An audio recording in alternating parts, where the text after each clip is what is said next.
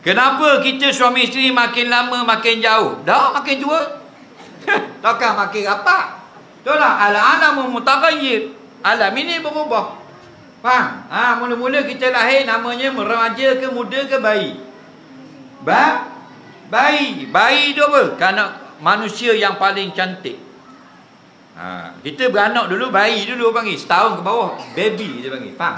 Kita panggil bayi, orang putih panggil baby. Faham? Baby ni, dia menang semua benda. Apa? Semua dia molek belaka.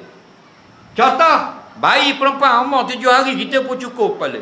Comel ke uduh? Budak puang umur 7 hari, botok. Comel. Faham tak lagi? Mak dia ada rambut uduh lagi. Tok dia buat rambut gulung. Macam tu kubur tu. Anak kita umur 3 bulan, tak ada gigi, gusi saja. Comel tak? Comel. Mak dia buh gigi uduh lagi. Buh gigi baru. Faham?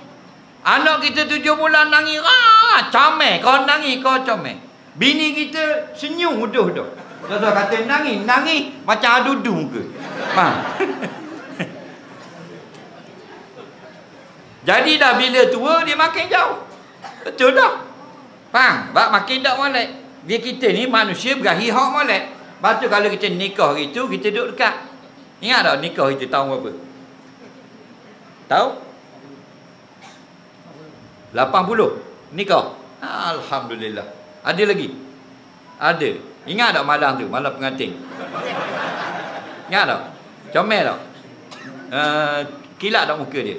Wangi tak? Merah tak mulut? Tidur dekat ke duduk bawah katil?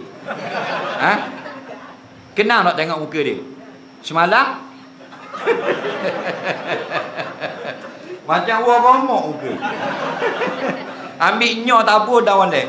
Ada manusia betul tak? Itulah lumrah. Kalau jadi comel tak mau laki bini tak mari sejik lah. Betul tak? Sebab tu kita kodok, kita cari benda. Cari masjid. Lepas tu orang tua orang mari sejik. Faham? Lepas tu orang, kalau Tok Imam ada 2 orang. Tok Imam muda, Tok Imam tua. Faham mana baca doa pendek? Tok Imam muda, kul dimakan, bom. Balik lah. Ustazah tunggu rumah. Ustazah 27. Tok Imam 29. Sedap tu. Betul tak?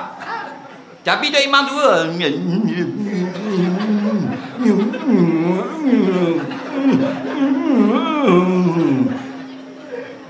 Lama mana cerah? Betul tak? Pukul 10 dah habis kita halil.